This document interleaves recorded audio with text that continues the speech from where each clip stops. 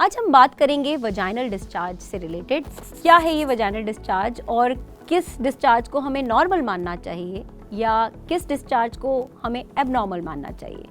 तो vaginal discharge होना एक नॉर्मल चीज़ है कुछ हद तक,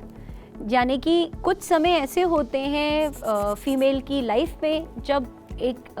डिस्चार्ज होना स्वाभाविक है, जैसा कि प्यूबर्टी मतलब कि जब पीरियड जस्ट स्टार्ट हुए हैं और इनिशियली जब हार्मोनल चेंजेस आ रहे हैं बॉडी में और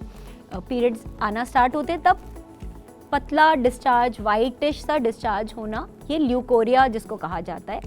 ये नॉर्मल माना जाता है कुछ हद तक। उस टाइम पे हमें ये देखना होता है कि कोई स्पेशल फाउल स्मेल तो नहीं आ रही है या फिर कोई अनीमिया तो नहीं है। अगर अनीमिया है या इससे रिलेटेड कोई और प्रॉब्लम आ रही है तो हमें उसको करेक्ट करना होता है। दूसरा हम देखते हैं फिजियोलॉजिकल डिस्चार्ज प्रेगनेंसी के टाइम पे, कि प्रेगनेंसी के टाइम पे भी वही हार्मोन्स का जो चेंज होता है उसकी वजह से कुछ amount of excessive vaginal discharge जो जनरली वाइट होता है और जिसमें कोई बदबू नहीं आ रही होती, जिसके साथ कोई एसोसिएटेड खुजली नहीं हो रही होती, उसको हम नॉर्मल या फिजियोलॉजिकल डिस्चार्ज मानते हैं।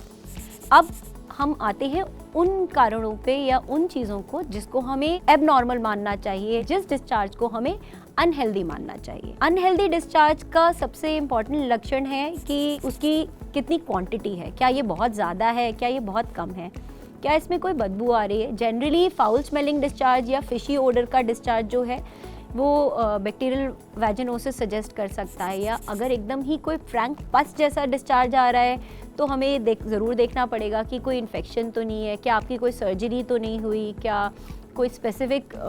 कोई और प्रॉब्लम या आपने कोई प्रोसीजर तो नहीं करवाया है।